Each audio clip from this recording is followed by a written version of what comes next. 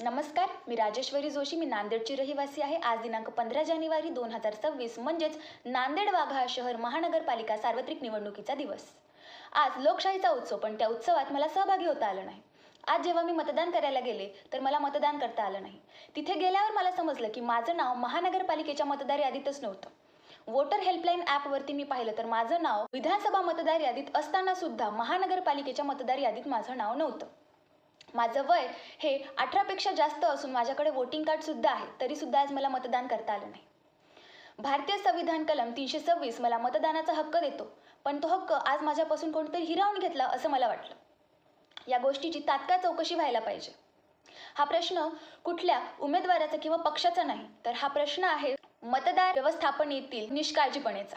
मी माझा अनुभव लोकशाहीत जागरूकता वाढावी यामुळे आपल्या सर्वांसमोर मांडत आहे, जेणेकरून भविष्यात अशी त्रुटी होणार नाही. धन्यवाद.